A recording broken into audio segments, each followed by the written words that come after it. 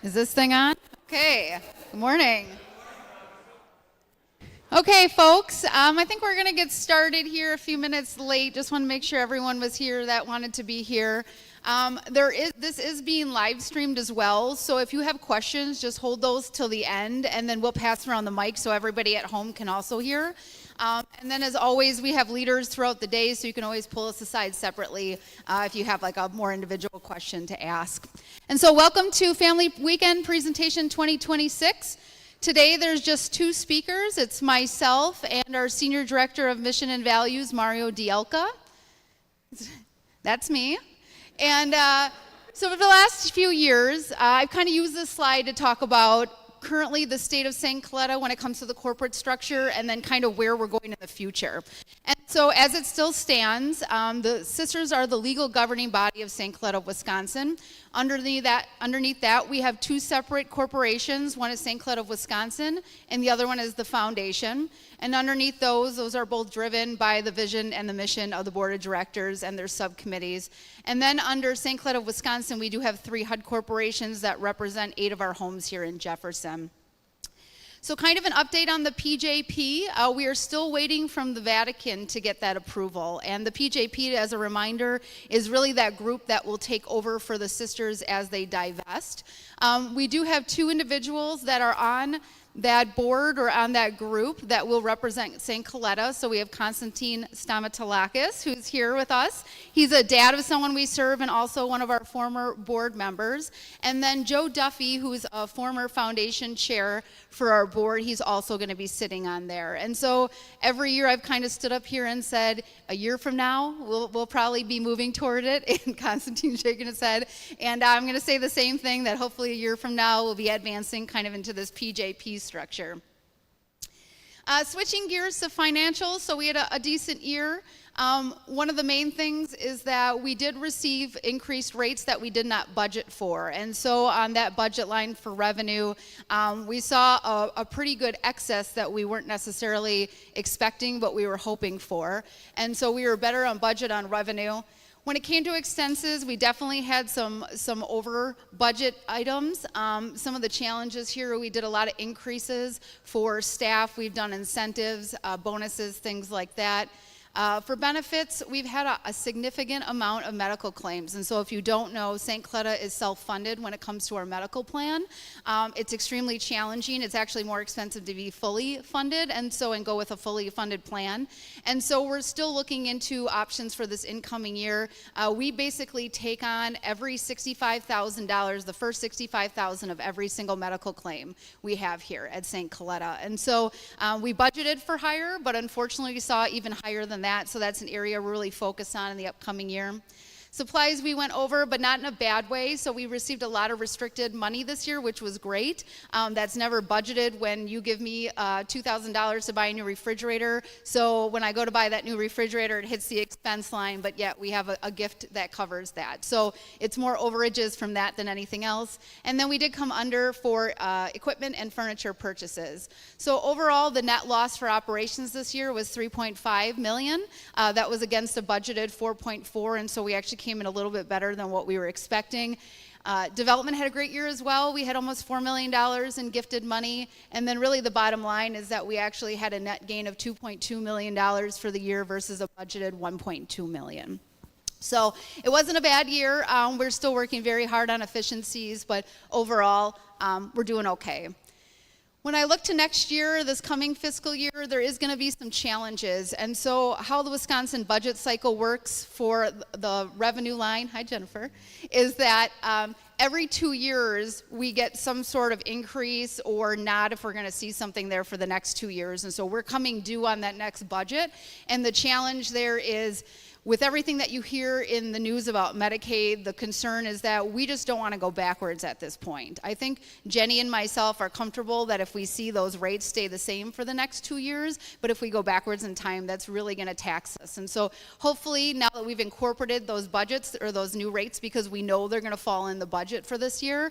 The revenue line looks a lot tighter. And then we've just got a lot of things that we need to work on here in terms of capital improvements. We have new roofs and siding and windows. None of that is funded. So any funding that we get from the state covers two buckets. It's room and board and care and supervision. So anything outside of those areas really is back on St. Coletta to pay for those costs. And so we do have a number of things coming up and some big needs. We've had some good luck for property and casualty insurance. We saw a decrease of about $100,000 a year for all of our policies. And kind of as I mentioned on the slide, jury's still out on the self-funded piece. So, it kind of ebbs and flows, and you have to find the balance when you're looking at our budgets. In Illinois, some of the interesting things there is that we received a 60-cent increase for our DSP, our caregiver rates, and that's a pass-through. And so how that works is we give 30% to the DSPs, and then we utilize 30% for their wages and compensation later. So what's really interesting about Illinois at the end of the day is actually they pay much better than the state of Wisconsin. And so right now with those new increases, we'll be getting about $21.90 an hour for caregiving. Where in Wisconsin we get $15.75. So we're talking $6 difference just between these two states, and when you have the majority of your operations in Wisconsin, this is where we incur those losses of $3-4 million. And then the other thing that was really nice last year, if you recall, Illinois kind of played these games with us where they gave us more money, but then they deducted hours of what they were willing to pay for each individual. With enough lobbying down in there, what happened was they actually decided to go back to the 0-hour model, which means they do pay for 24/7 care in Sillas, which makes a lot of sense because we can't shut our doors for an hour every day and say, oh no, sorry, we can't serve you this 1 hour. So they got smart and moved back to that. We're really grateful to see that as well. So kind of where we land is where are we in terms of global assets right now. So if you recall 2 years ago, we were at about $4.8 million all in. Right now our foundation sits at $7.4 million. We've got a fund that we're trying to redeem that's got $46,000 in, and our endowment is funded in cash right now, $3.4 million. So all in, our total global assets are $10.9 million. And so we've more than doubled that in the last 2 years. We're really proud of that, and I'd be remiss not to call out my newly promoted Chief Financial Officer, Jenny Stolenwerk.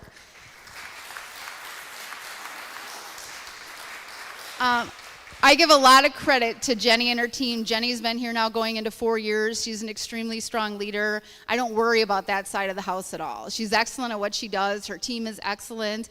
And together we've been able to make some really good decisions to get St. Coletta on the right track financially. And I think Jenny probably did too, but I did a little happy dance because if you notice, the market spiked this week, and so we saw $11 million for the first time in our reserve in many, many years. So very excited for that, and thanks to Jenny for all her hard work there. One of the ways that we're trying to kind of build back some of these reserves is that one thing that we did this year is we sold a couple properties. And so the first one we sold was here in Jefferson. It was owned by the foundation. So to give you an idea, a few years ago, the foundation was gifted a number of our properties because HCBS rules didn't allow us to own and operate certain things. And so there's a handful of homes that are owned by the foundation. This was one of them. It was a 4-unit apartment. 2 did not have anyone in, and the 2 individuals that we served there are still served at St. Coletta. They just shifted to their own apartments. We were able to sell that building for $465,000, and that money did go right back to the foundation. In addition, down the road here, we had an old farmhouse we called St. Martin. It was on about 30 acres of property. I wanted to retain the land, but didn't want to keep the house. It was a full gut job inside. And so we went to the Planning Commission, we went through the process, and we sold the farmhouse with 1.7 acres for $291,000 to a young couple that was very excited to live in it and renovate it, which if you saw the inside, I would not recommend that. But we were happy to give that to them and wish them well in their renovation endeavors. So that was another one. And then more recently, we owned about 8 acres of property over by the fairgrounds. There's 2 ponds on it. It's kind of developable, but also would take kind of a unique developer. And so this used to be attached to a house that we sold many years ago. And so we had a user agreement with this family that they could continue to use the land for the last 20 years. And so we went to them. We came up with a number, and we felt like that was a market value, and they agreed to pay it. So they're actually buying that next week from us for $375,000. So it really doesn't do us any good to keep this stuff. It helps them out, and also that land is the backyard to like 10 houses on that block. So I think they're going to be really happy to know that those those folks are just going to keep it and maintain it as is, and they're not going to do any development there. But we benefit to the tune of $375,000. So just trying to be smart with the assets that we do have. The development department, we welcomed a few extra people this year, so we have a new director of development. Her name is Andrea Urban. She comes to us with a number of years experience in juvenile research or Juvenile Diabetes Research Foundation and a number of others. And in addition, we also welcomed Kimberly Kerrigan. So what's really interesting about Kimberly is she kind of sees things through a different lens. So she has a son with special needs. She also, very interesting enough, worked for Cardinal Stritch, which is one of our corporate ministries that was started by the same group of sisters. And then she actually has lobbying experience. So if you recall, last year or 2 years ago when we lobbied, Donna Campos was here. I worked with her and trained her, and we licensed her to be a lobbyist. And now I'm going to be utilizing Kimberly and kind of all of her experience there to help us out. She also was asked to be an ADA consultant for the Summer Fest festivities. And so she's just really looped into a lot of the stuff in the industry, and I think she's going to make an excellent helper with me when it comes to be lobbying next year. Also, that was a piece of the strategic plan, so we can check that off the list. Now we have a major gift officer here, and the goal is when you expand the development department, hopefully those development dollars expand with it. And then I'd be remiss to not offer that they're having their annual gala this year. So if you haven't registered, please consider doing so. It's September 18th. It's at Blue Mound Golf and Country Club in Wauwatosa. We're going to be honoring the Duffy family. And so it's a group of siblings. There's 7 of them that we served their sister Monica here for over 40 years. And Duffy name is also Joe Duffy. That's going to be sitting on our PJP. So even though his loved one's no longer with us, he still continues to engage in our mission. And also, if you're not from town and you aren't able to come that day, we do put our silent auction a week early up online, and you can create an account for free and bid on all the items on there as well. A little update for our endowment campaign. And so in the last couple years, we saw a transition of our chair. And unfortunately, we originally had a gal named Tracy Geimer helping us with our endowment campaign and being our chair. She got sick with cancer and unfortunately passed away earlier this year. And so in their place, graciously, the Farrell family has agreed to step in and be our co-chairs. Brett's in the back, and it's him and his sister Robin, and their brother Scott is served here. And Brett is a member of our foundation board as well. And so very engaged, very supportive of this campaign, and very grateful that we were able to find someone else to continue on Tracy's legacy here with our endowment campaign. Oh, we don't want to go backwards. And then also Kurt Saderbach is still with us. He is the campaign director, and his only focus here is to make sure we're meeting that goal of $10 million over the course of 5 years. So just an update on the numbers. I already mentioned we already have here in cash against that goal $3.4 million. We're working also on closing a legacy gift right now of $375,000, and all in cash pledges is $172,000 that have been committed. So total cash commitment toward our $10 million goal is a little bit over $4 million. And then we also count and consider anyone that signs up to leave St. Coletta in their will or their estate. And so we've secured about $1.26 million of legacy commitments as well to apply to that goal. So right now, we're all in $5.284 million against our $10 million goal. And so we're 2 years into a 5-year campaign. That gives us 3 years to get to where we need to go. I feel good that we're going to do that. But we're very excited that after 2 years, we're sitting as well as we are with our endowment campaign. And then if you haven't gotten involved or you're interested in learning more, there is a booth that Brett and Kurt will be at, and a number of our other committee folks today that they can answer your questions. They have handouts, things like that.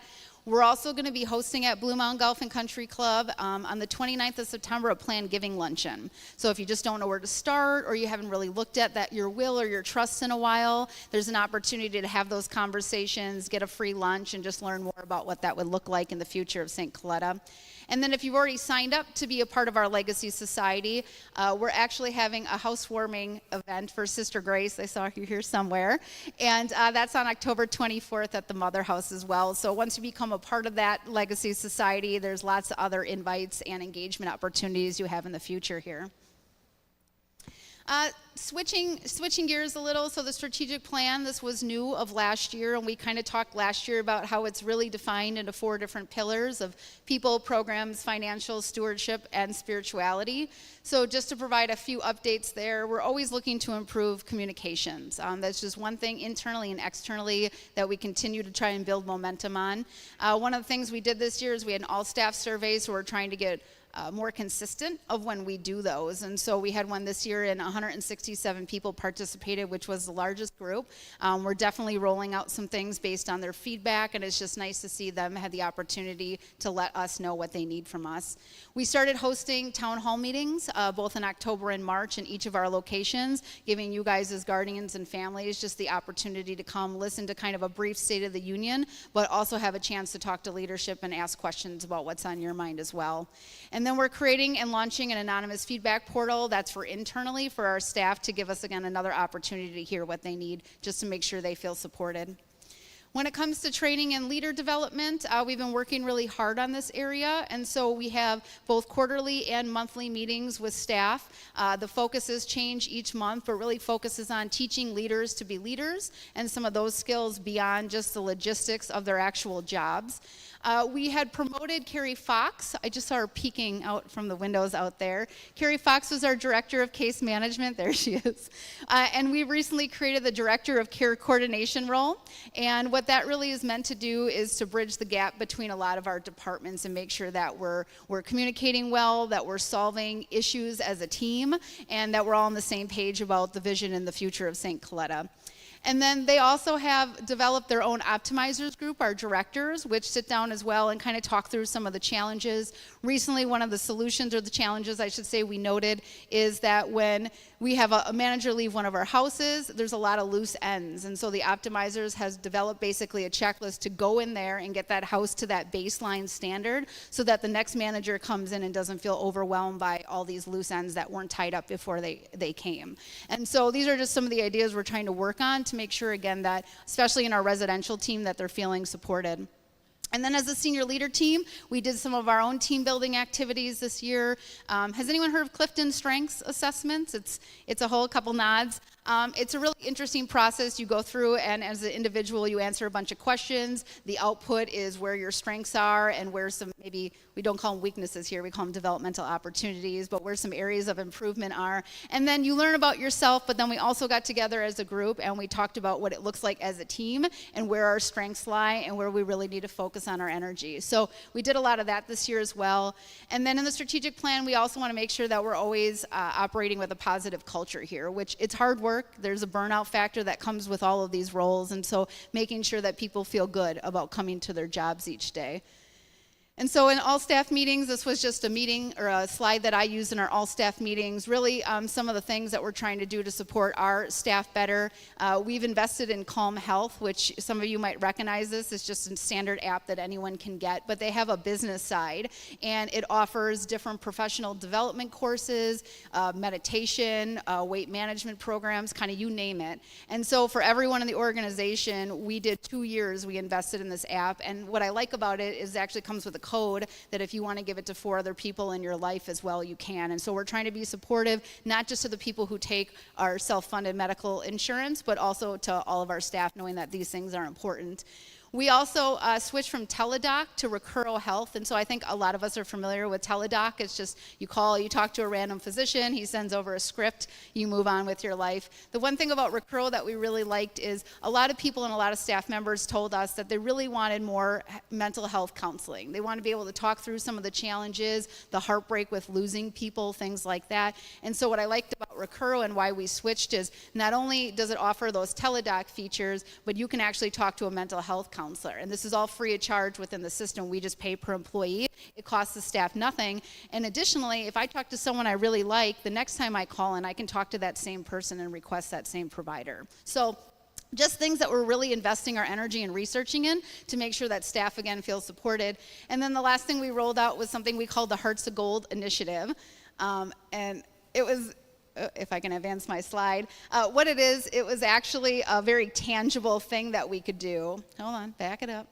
I just spilled the beans. So it's their vending machines. So we got refurbished vending machines. And if you recall, last May, we did a campaign, a fundraising appeal called Mindfulness May.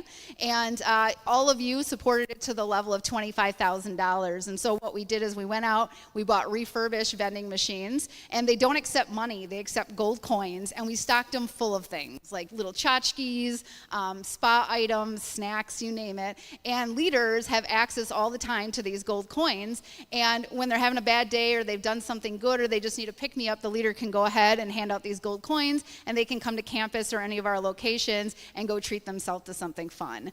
And so it's just an idea, because so many people here work on different shifts. It's not that we're all in the same building all the time. So how do you reach out to your second shifter in Illinois or your third shifter in greater Milwaukee? And so this is just an idea that we've been utilizing to say thank you to everybody, and to do so in a way that it's fair across the board, but it's easy to get done.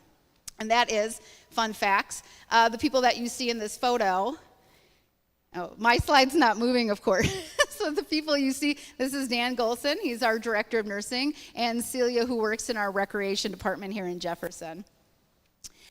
Moving on to programs, some of the things that we've been focused on. So balancing our program capacity with what we can staff and also what we can financially afford. One of the things we did earlier this year was to rework our master schedules and really find a starting point. And so we stripped back the schedules to look at what are we funded for and what are we required to provide. And then from there, what we're trying to do once we have that baseline is pivot and make adjustments based on the needs of the home. Some houses just do better with 3 people on staff, some people that's not required. And so really trying to understand at a core level what staffing should look like at St. Coletta, and then build it up where we need to.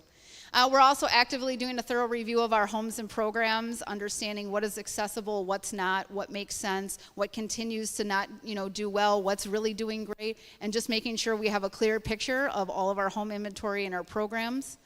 We're also talking about the aging needs of our folks in Illinois, more particularly. Here in Wisconsin, we have enough facilities that you can kind of age in place. So if you have a change of condition, you can go to a different house, things like that. But in Illinois, when you hit a platform at our SILAs and support, then you have to shift to an ICF, an intermediate care facility. And St. Coletta, Wisconsin does not own one. We also looked into finding if we can make one of our houses licensed into one. And the state of Illinois right now is not granting any ICF licenses. And so the concern for the families down in Illinois is what's going to happen to my loved one, understandably so. And so we've been working really hard to understand, can we build partnerships with local ICFs? We went for a tour to St. Coletta of Illinois, which is a sister organization to us that was started by the Sisters of St. Francis, but they're a completely different company. But they have a 20-bed ICF, so the hope is there maybe we can create some sort of pipeline where we're a feeder program for their ICF, where you may have to leave St. Coletta of Wisconsin, but you don't have to leave the umbrella of the Sisters of St. Francis. So lots of work that we're trying to do down in Illinois right now. Last year, we talked about increasing our in-home healthcare services. This is really important because every time we take your loved one to the doctor, it becomes a one-on-one situation that we are not funded for. And so trying to bring more people and physicians and providers to us is really important. And so we did partner with a place called Harmony Cares here in Wisconsin, kind of as a pilot program, and it's going quite well. Everyone can keep their primary care physician and all their specialists, but in the event that you feel like there's a sinus infection coming on, we can call this physician, he can come right to your day program. He can do labs, he can do a script, and he can do imaging here right on site. And so there is an interest to get more people and more families signed up for this. They bill insurance separately. We don't have to touch any of that, which I know Jenny and her team really appreciate. But it just helps us at the end of the day operate more efficiently. And so we're constantly looking for other providers. We had a podiatrist, but unfortunately they kind of ghosted us. They got a really large account and basically said we were kind of small potatoes to them. But there's always another podiatrist, so we can look at that. Also, we're looking at getting a tour with a local orthopedic spine clinic here that's opening in Johnson Creek that may be even be able to do like PT and OT on site. And so we're just trying to get creative in how we look at this. But this is something that I'm going to ask everyone to consider signing up for, especially if you're in Wisconsin. It's just really important, and it also makes the lives of your loved ones easier when a doctor can come to them and they don't have to go to the doctor. And then also, we talked about redeveloping our rec programs, so now we're starting to offer recreation in our greater Milwaukee locations as well, and we see the catalog include some of those opportunities and build that program down in Milwaukee. We are launching as well. So one of the things that we're doing is trying to get our name out there. It's really important that we continue to fill the pipeline of new admits and inquiries as well. And so Nicole Stiles, our Senior Director of Admissions, has started a podcast. So we're on Spotify, we're on Podbean, and we're also on Apple. And she actually is launching it later this month. I'll see if I can do this here. But there's 2 episodes up, and also she's created a trailer. So I was going to, if this lets me, I'll play the trailer for you. Sister Grace was our first interviewee, so that one's a good one. Hello, everyone. Thanks for coming along to listen to St. Coletta's Living Beyond Limits podcast with me, your host, Nicole Stiles. You're going to laugh or cry, perhaps. You're going to find some intrigue and insights and learn more about the disability community, appreciating that the world is full of unique individuals with diverse abilities. St. Coletta, Wisconsin is an organization whose mission is to provide resources to help individuals with disabilities achieve their highest quality of life. This podcast serves as one of those resources, including various topics surrounding the community from individuals, parents, family members, our friends, advocates, and the professionals who work in the field. So, come be a fly on the wall. Witness the conversations and experiences near and dear to our hearts every single week, starting in May of 2026. We're looking forward to having you here. And so that has launched. I give Nicole a lot of credit. We've never done anything like that here. And the goal is really to continue to build the brand of St. Coletta and get our name out there. We provide wonderful services, a full life experience. We want people to know that. Under financial stewardship, we've talked about, that we added a major gift officer. That was a piece of it. Also, the goal by the end of the strategic plan in 2028 is to get our endowment fund 90% funded, and we're 53% of the way there. We also want to improve operational efficiencies. Jenny and I are always looking for ways to, let's look at our phones again. Are we using the right ones? What about our cable bills? Who are we using as mechanics? Kind of everything that you can think of, just to make sure we can slowly continue to close that gap. We also want to achieve break even, 75% in our operation areas. That's a very bold goal. I don't know why I thought of that. It's going to be a challenge, to be honest with you, to get there, but we have to keep striving for these types of goals. Otherwise, we're not going to be sustainable long term. So it's important we focus on things like that. And then right now, we're actively kind of recruiting what we're going to be calling our advocacy task force. So as we go into the budget season, especially here in Wisconsin, we really could use a number of families to step in, help us out, write your legislators, go to listening sessions, things like that, talk about the challenges of Medicaid funding and what that really means and what the impact is for the person that's served. And there is actually an opportunity if there was anyone that was interested. So the Wisconsin Board for People with Developmental Disabilities puts on a program called Partners in Policymaking. And it's a free program. You apply for it as a family member, and they train you in a number of different areas and topics, and it helps to develop your skills to go out and talk to your legislators. And so there are slides. This was printed at the back, so if you're interested, you can see where the website is to go, and then you can apply for that. They are in person and online, if that's more of an interest to you. But this is something that Kimberly Kerrigan went through, and she highly recommended it. Under spirituality, I won't steal Mario's thunder, but overall our goal is to continue to support the sisters in their divestment. We're looking at how we're strengthening the spirituality and the mission faith component in our staff members and how we're teaching and training and coaching them. And then we want to make sure that we're continuing having good relationships and partnerships with the 3 other corporate ministries that will fall under that PJP once it is stood up.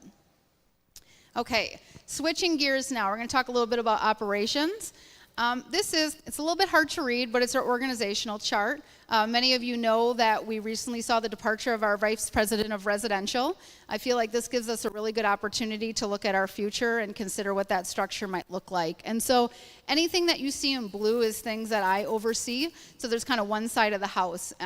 Development, marketing, currently day programs, mission and values, Jenny and her team, HR, IT, and then our endowment campaign. And then anything you see in green is what will become our new Chief Operating Officer's role. And so our goal right now is we're shifting into what we're calling a C-suite. You see Jenny being promoted to CFO, I'm President and CEO, and then this new person will take the helm of our Chief Operating Officer. And the only change that's really going to happen at the end of the day is that green box with Beth's name in with vocational. The vocational day programs and those operations will fall under the Chief Operating Officer. Sometimes that we need to really focus on building that bridge between residential and vocational, and instead of working in silos, I'd really like to see them managed under the same person to make sure that we're having good communications and we're really working together universally as a team to get the job done. And then I just boxed everything in blue because it's all mine right now, and so I'm running the show, guys. But we have a really great team that's helping me out. And so this is a list of myself and 15 other of our senior directors and their tenure here at St. Coletta. So between the 16 of us, we have 223 years of total experience just at St. Coletta, not within our overall careers. And so really the message here is business as usual. I have no concerns about the management of operations, and we're plugging away on all pistons here. I did want to highlight Bobby Ladwig, who's in the group. He's shaking his head. If you could stand up, Bobby. So Bobby Ladwig is currently our Director of Regulatory Compliance. Bobby has been with St. Coletta for a number of years. He used to oversee our residential Jefferson program. Bobby is the guy now that will go into all of our houses and do all of our quality checks. And it's really good when Bobby finds something versus when the state finds it. And so he nitpicks kind of everybody in a positive and good way to ensure that we're making sure the quality and the licensures of our homes and regulations are all standing and they're doing well. He also is the registered or the licensed administrator on our homes. And so I felt that it was important that he has a say in the direction of those homes and the leadership in them, because ultimately it falls on Bobby when the state comes in, good or bad. So thank you, Bobby, for taking that on. And then I also wanted to just shout out Aziz. So our Illinois program has been run for a number of years by Aziz.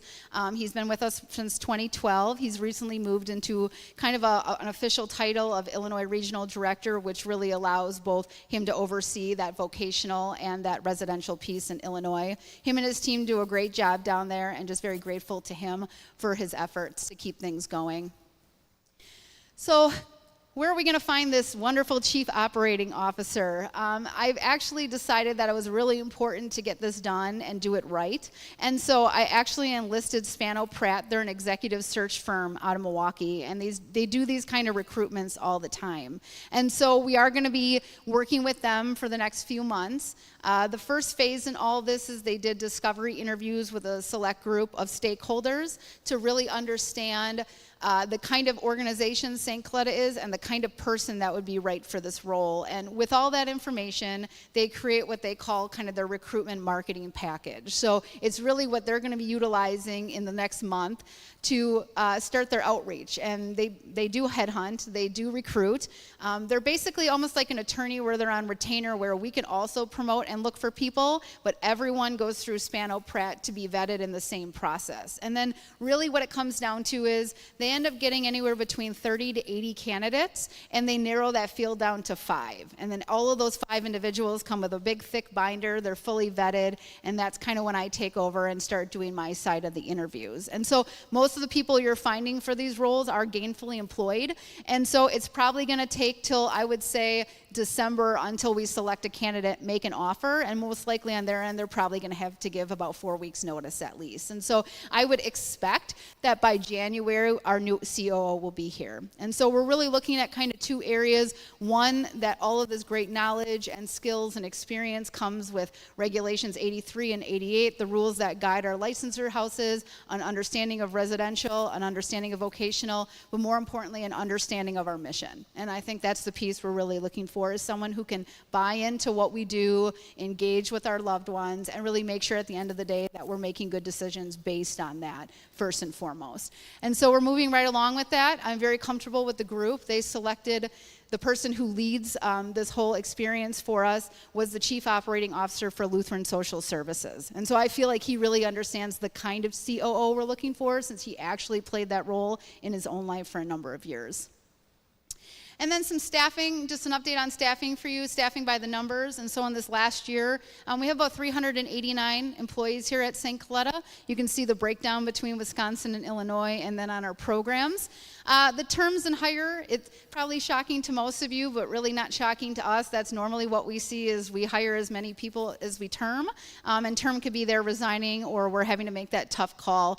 We came out a couple ahead this year, I guess that's good. But this is an area that we constantly struggle on, especially here in Jefferson. It's a very small pool of people that we're pulling applicants from. And when that happens, it really whittles down the numbers that folks that you can bring on. These are some retention numbers. I will be honest and say they started dipping in March, and now since July, we've started to see those increase again. We like to keep those in the 80s, close to 90 if we can. But an interesting story, I had somebody call me the other day, and I thought it was good to share this kind of an experience with you guys. And it was a loved one that had somebody here, or I'm sorry, it was a family member that had a loved one here in supported living. So their loved one was very high functioning. They could go out into the community, they could go to the movies, things like that. And he said to me, well, why don't you just pay people more to get staff? And I said, okay, well, there's a couple of things there. The first thing is we start at $18 or $19 an hour, and that ultimately is still at the advantage for the market. So we're still paying a few dollars more than a lot of areas. The other challenge is, let's say your average DSP makes $20 an hour. And once they hit 40 hours a week, they go into overtime, which is time and a half. So that's $30 an hour. We are offering right now in Jefferson, just to make sure all of our shifts stay full, $5 an hour, every shift, every house, all weekend long, this entire summer. So if you're doing the math, we're offering $35 an hour. I still cannot get people to come work. And we're talking just taking folks to the grocery store, playing a board game with them. So it's incredibly challenging to get good staff and to keep good staff. This is why we're constantly trying to understand what do they need from us in order to stay. I'm not as concerned financially about St. Coletta at this point. I feel like that's going in the right direction, but I just cannot produce people out of thin air. And so this is really a challenge, and one that we're going to have to be really honest and serious about as we move forward. And when we look at the strategic plan and we talk about where's that sweet spot between what we can financially afford, it's also what can we actually staff. And so I think at some point, we have 40 openings right now in Wisconsin alone. I think we have to get really honest with ourselves about what staffing looks like and what we can do to make sure that we're keeping good people, we're being supportive, but also where is that sweet spot? Where is that number of what makes sense here? And so I just want to be honest about that. It's not as easy as just offering more money. Certainly at $35 an hour for a weekend shift, hanging out with somebody and playing some games and taking them out in the community is not a large ask. It's not necessarily easy, but it's most certainly easier than a lot of homes that we have that are that's staffed 24/7 with third shift awake folks. So these are the easier of the shifts, and we're still challenged to find good people to take them on. So we do have a priority list, and so we look when we're doing interviews and we're selecting people, we definitely prioritize some of the shifts in the houses that we know need more filling right in the moment, and we know that there's other houses that have really great sub-staff that they can fill in those gaps. And so we do have kind of a method to our madness, but I just want to understand, I want everyone to understand kind of the reality in which we operate here, especially in Jefferson, because it can be very challenging. And just so some things that we've done operationally in the last year in Wisconsin, we talked about that redesign of our master schedules. We redid our on-call groups, making sure we're pairing kind of tenured managers with newer managers. And so when they're on call on the weekend, they actually can lean on each other, and new staff isn't just getting paired with new staff and nobody knows kind of what's going on.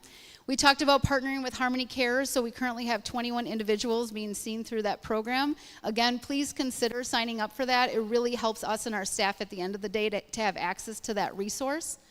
In addition, we talked about Carrie moving to that director of care coordination role. We've also invested a lot into sensory and Montessori items, making sure that homes have access to resources where people are engaged on nights and weekends, not just when they come to day programs during the day.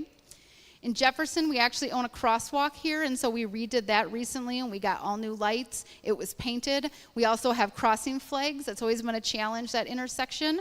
We've unfortunately had a few accidents, and we want to make sure people feel as safe as possible, so we redid that. We've partnered with a local movie theater. They offer us free movies twice a month, and so our transportation team go ahead and they do all the transport for us, which really helps and gets people out into the community. And we've added actually a nurse here. It's a quality assurance nurse. Her name is Sydney. She does an excellent job, but Sydney's main focus is to go around and do medication cabinet audits to make sure that we're catching errors if they happen sooner than later and correcting those right away. In Greater Milwaukee, we added 3 new hospital-grade vital machines to our high-needs homes. If you recall last year, we were looking for help funding those. These are high-quality machines that help us really understand when people have a change of condition, but they are not cheap. They are $3,000 a piece, so we basically received a $10,000 grant, and it got us all of 3 of them, but better than none. We also added an additional nurse. Her name is Marcia, and she's specifically for the Greater Milwaukee area, and so we never had that in the past, and so she focuses only on the homes that are down there. These are those vital machines, and then we talked last year again about the Indy lifts, and so we are a zero lift policy here at St. Coletta, meaning that if someone falls, if they cannot get up on their own, or we cannot necessarily help them when we have to call EMS, and so these machines allow us to help people get back onto their feet without using EMS services. We are still looking. We received a number of them last year, and we are still looking for more, trying to get them into every house.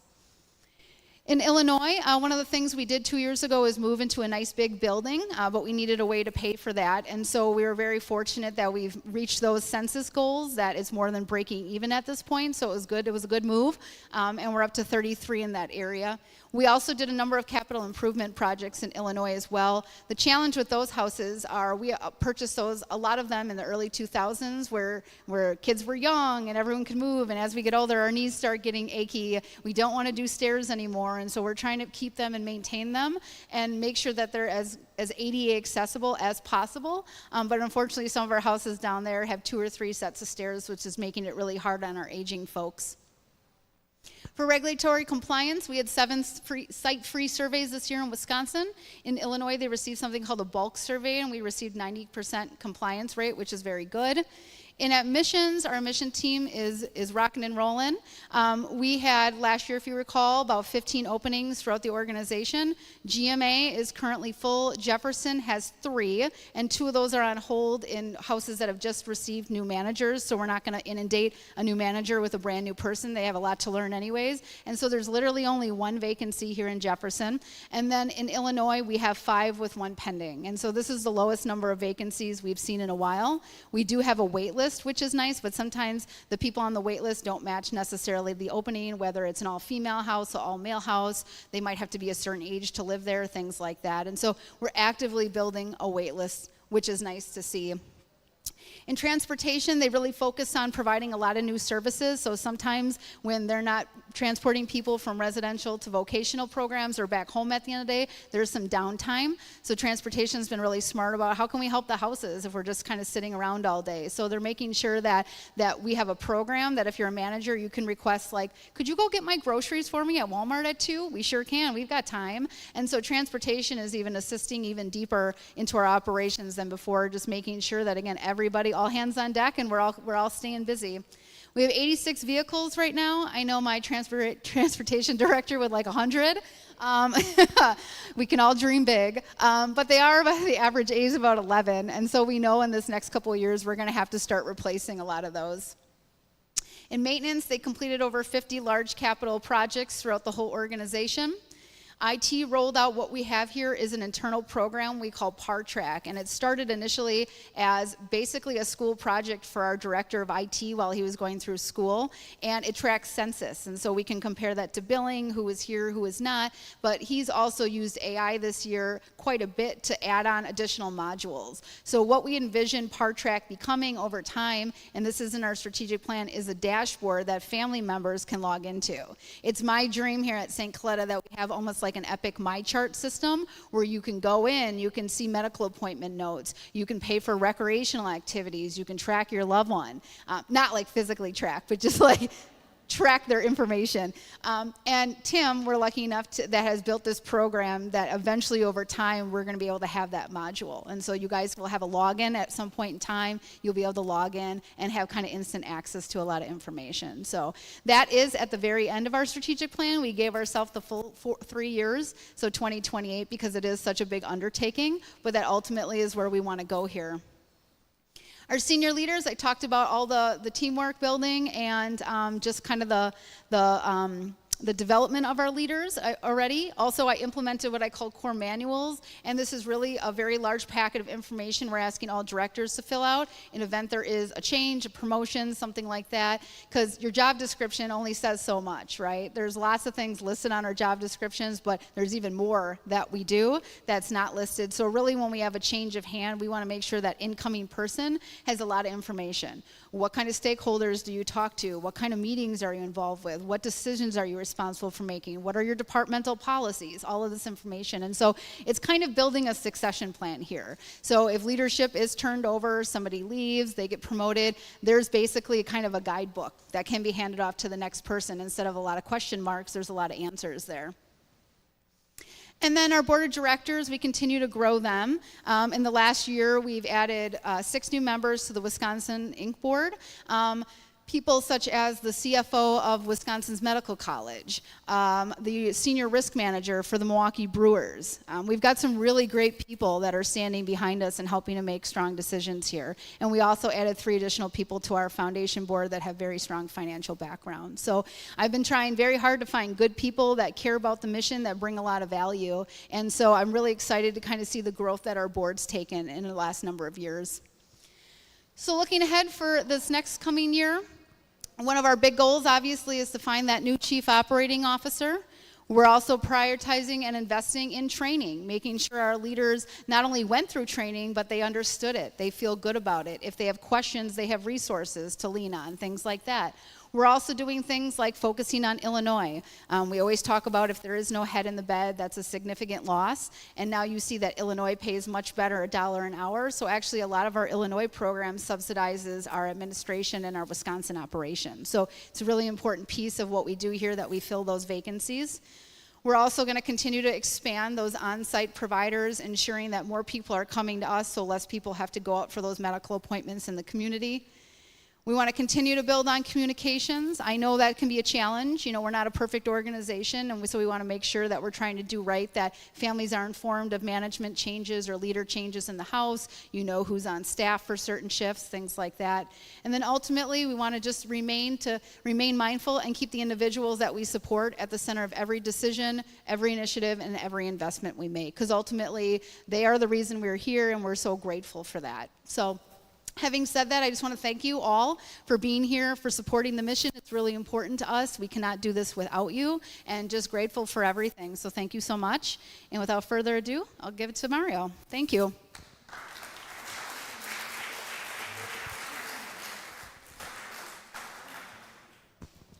So good morning, everyone.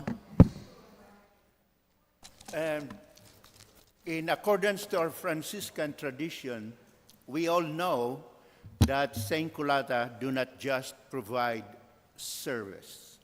We are actually building family, a community, where every person is respected, valued, and given the opportunity to grow in their fullest in a community where everyone is loved and accepted, and they all feel a sense of belonging. So what I'm going to show today are examples of where our mission comes alive in our work. And first, of course, our mission comes alive with the support of our chaplains. Whenever we talk about chaplain, we always remember Father Tom, because Father Tom has been here for a long, long time, and finally he decided to retire. So Father Tom has been replaced. If you look at the pictures under Jefferson program, he has been replaced by three priests, Monsignor Hire, Father Dave, and Father John. And they take turns coming to St. Coletta to say Mass and give our clients the sacraments, especially the sacrament of anointing when they are sick or in process of dying. And then in the Illinois program, the one in the middle, Father Charles, is also, he used to be the only chaplain we have in Illinois, but he's also getting older. He's now 90. So he is supported by the two younger priests in their congregation, the Viatorian congregation, Father John and Father Giovanni. And in Greater Milwaukee area, Father Al continued to be our chaplain there. What is so interesting with our chaplains is Father Giovanni was an engineer and a professor in engineering before he became a priest, which is similar to Monsignor Hire. Monsignor Hire was also an engineer, and he was actually a chaplain in the military before he came to us. So we have very good, actually, chaplains. And then I will also share with you several mission-focused grants that we receive that help us sustain, enhance, and actually expand our pastoral ministry program. The first one there is the grant from Knights of Columbus. You could see that they have given us money that we can use in all three program areas by purchasing altar cloths, linens, cruets, candles, all things we need for the celebration of the Mass. And they also gave us money to buy folding tables and chairs for the Franciscan Center, which is connected to our chapel in Waukesha, which is very important for faith formation and staff training. Then the other money that Knights of Columbus gave us is to purchase San Damiano crosses. We all know that the San Damiano cross is a very important symbol of our Franciscan spirituality, since in that cross, Jesus in that cross was the one who talked to St. Francis and told St. Francis, "Francis, rebuild my house, for as you know, it is in ruins." And actually, the mission of St. Coletta stemmed from that event. So you could see there in the picture, Robin blessing the cross and hanging it on the home, one of the homes in our Illinois program. Right now, actually, all our homes and program areas have a San Damiano cross, which serves a constant reminder of our mission. And then we also received grant from the Jefferson community. The Jefferson community gave us money to buy that piano right there. And inside those cabinets are music instruments that our clients are able to use during our celebrations of Mass or choir practices. Then we also receive, and this is very important, most especially that Sister Grace is there, because this is based on Sister Grace's request that we raise money during Giving Tuesday in order to renovate our chapel. So you could remember the floor before was carpet, which has been the floor of our chapel ever since it was built in the 30s. So now we have wooden floors, and you could see that the wooden chairs have been replaced by these more comfortable chairs. That's from the Giving Tuesday, and the bishop came to bless the renovated chapel. And then we also have money that we receive from Coletta Cares. Coletta Cares is very impressive because actually the money in Coletta Cares came from donations of our own staff. Every pay period, they gave us some money from their checks in order to support our pastoral ministry program. And we use that money, like say buying all those things for our Jesus Loves Me program activities, costumes. You can see in there the GMA program, reenacting the entrance of Jesus to Jerusalem. You can see here Robin giving gifts to people who have celebrated their birthday, and also gifts during important holidays. So that came from our staff. And then we have these corporate ministry visits that Robin mentioned earlier. That is very important because connecting with our sister ministries help us share best practices and also improve the way we work together, and we are able to support one another, really continue to live our mission. Then we have our daily prayer opportunities that we provide our clients in the home. Let's see here, like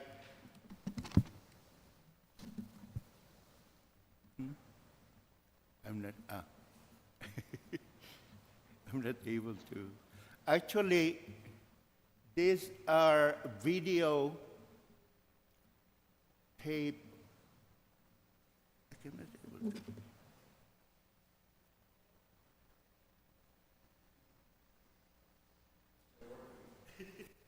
No, okay. Sorry. Just to show you what this is all about.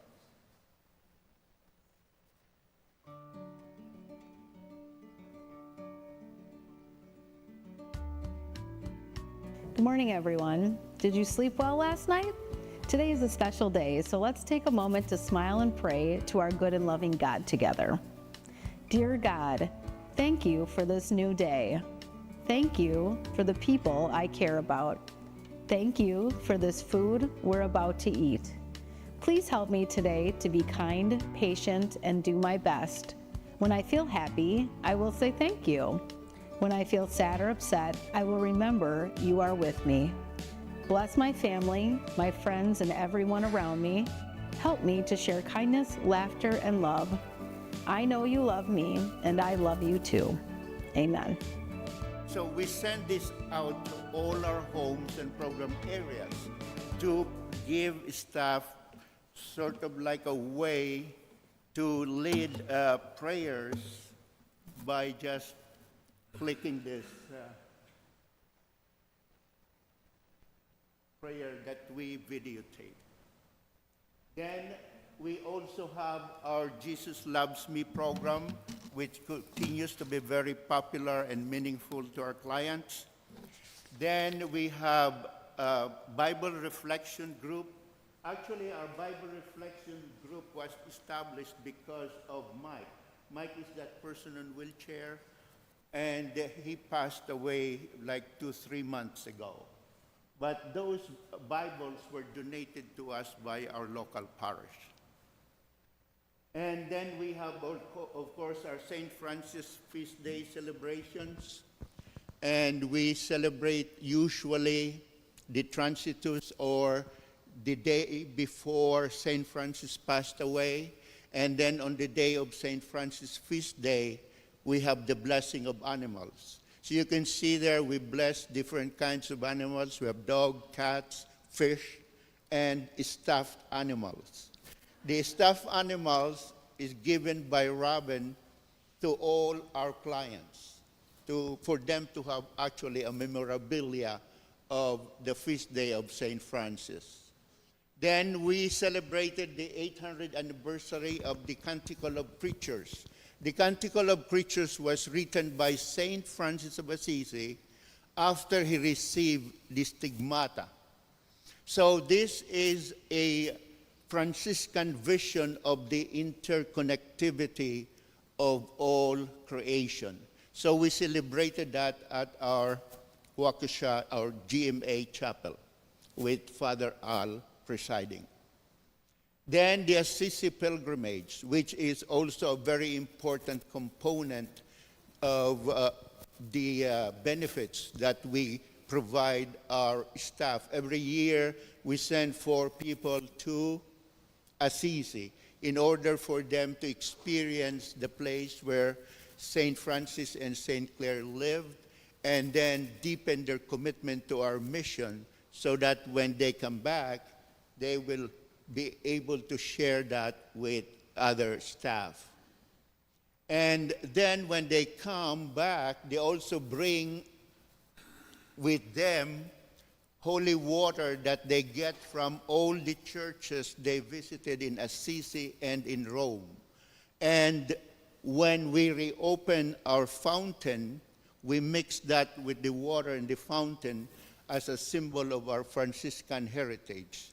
And so that comes from almost, like I would say, 20 chapels in Assisi and Rome. And then every May we celebrate the month of Mary. So we have May crowning, we also celebrate Mother's Day, but we also celebrate our female staff. So we invite our female staff to come, and during Mass they receive blessing, and each one of them receive a long stem rose. And it has to be a long stem rose, because that's what they told me they want. At one time, because it keeps on getting more expensive, when we started giving them rose, that was only $1. Lately it became $4 or $5. So I was trying to convince them that we should shift to carnation. No, we're not able to do that. So, but they deserve it. Robin said, go ahead, buy it. So then we have staff recognition. We were talking earlier about the difficulty of retention, but the people who stayed, they have a commitment to St. Coletta that is very impressive. Last time we have this staff recognition, we recognized 29 staff with a combined total of 237 years of dedicated service to St. Coletta. And you cannot replace that experience and relationship they have established with our clients. So that's really very impressive. Then, of course, the most important celebration we have during the year is always the client recognition. And this time we recognized 72 clients with a combined total of 1,095 years of participation in our St. Coletta program. Then we have, those are just pictures. Then this one is also another amazing program that we have, Fishing with Bob. Bob is actually a member of our board of directors, and Bob does not only give us money to enable the clients to go fishing. He would personally come, give his time, and he is actually very good fisherman, and he shares that with our clients. So a great example of somebody giving time, talent, and treasure. Those are all the fish that they got, and they cooked that and then later ate it. So it's from Illinois, GMA, and Jefferson programs. Then in our recreation program, I included these slides because just would like to let you know that we don't only have a lot of fun, but we also have activities that teaches them about culture and about like other things in life, like automotive, and then this geology museum that they visited. They went to Harley Davidson Museum. And then, of course, this summer, they went for Lake Geneva outing where they get into the boat and ate ice cream.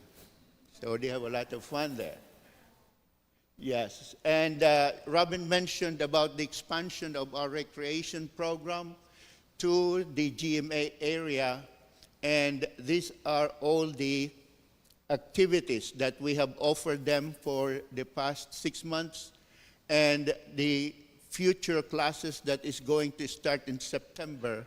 These are the other offerings that we have there in GMA.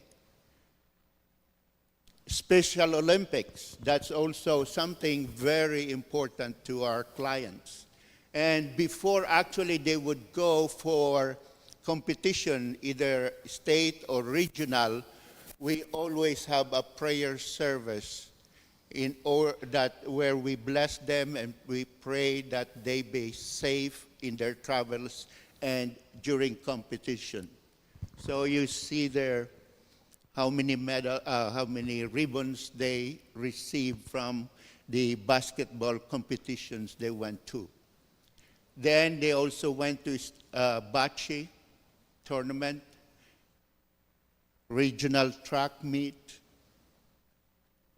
We have 2 golfers, and you can see they have 4th and 6th places in the competition. Track and field, and weekend getaway. We have a group of clients who went to Arena, Wisconsin, where they enjoyed the hot tub, indoor movie, petting farm, and enjoyed the food there. So you could see how happy they were. And then the Sisters Associates. The Sisters Associates is actually a group of staff here at St. Coletta who goes to like all 2 years of training with the sisters. And this is also a very important group that we would like to keep on growing, because this is a very strong connection that we could have with the sisters. So right now there are 3 of us who are full-fledged Sisters Associates. In September, there will be 4 staff who will be joining us. They will be making this commitment in September, and then there are 4 other staffs who are going to start their training. So this is a very important relationship that we could establish with the sisters. And of course, we would like also to keep on celebrating jubilees of our sisters. And last time, you could see in here, Sister Grace celebrated 70 years with her classmates. Sister Julianne, who is also there behind you, celebrated 60 years. And then, I would like to extend to you an invitation which we are going to have on October 3rd at the Canticle Garden, which is our GMA chapel area. This is the Canticle Garden. Remember earlier we talked about the celebration of the Canticle of Preachers. This is the garden that was developed based on the Canticle of Preachers. And it was a legacy given to us by Works of Ministry, which is the group that is being led by Father Al. October 3rd, we're going to celebrate the Transitus of St. Francis. So if you have time, please join us. And then, the most important part of my presentation, Sister Grace update. You could see that baby girl there. That's Sister Grace when she was a baby. And now the legend has retired. She's right there.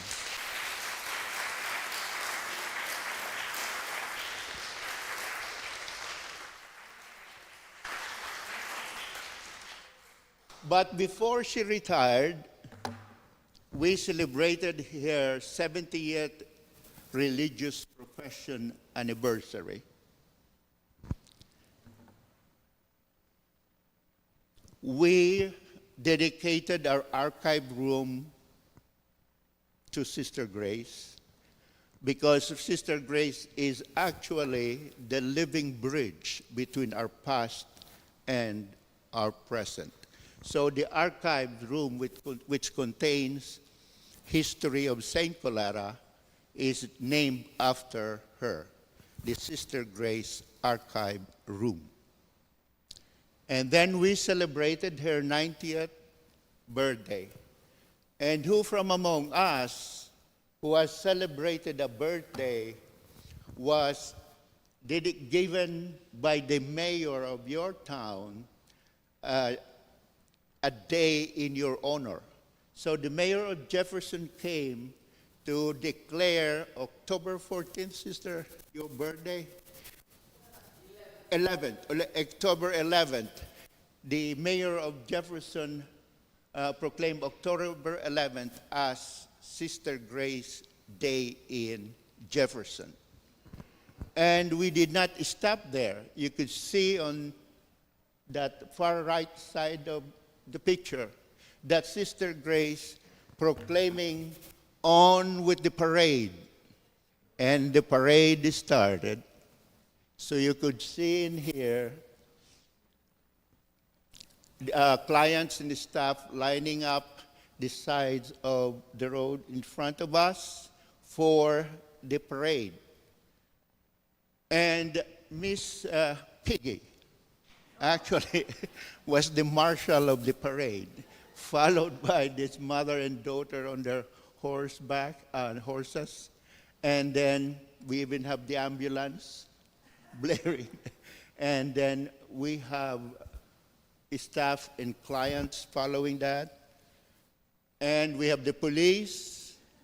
And actually, this last one here on his Harley Davidson, that's Craig, our maintenance director, dressed up like a nun on that motorcycle. Because if you remember, Sister Grace loved to ride motorcycle in her early days as a nun. And this is the marching band of the high school. So that's Sister Grace then, and that's Sister Grace now.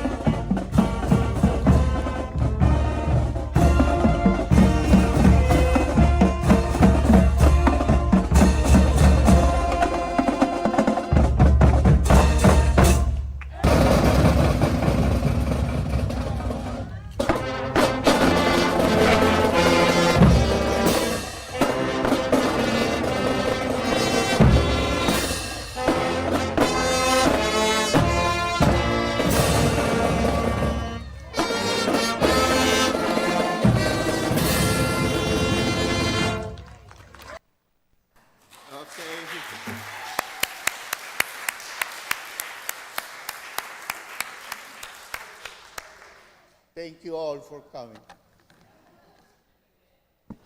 Robin.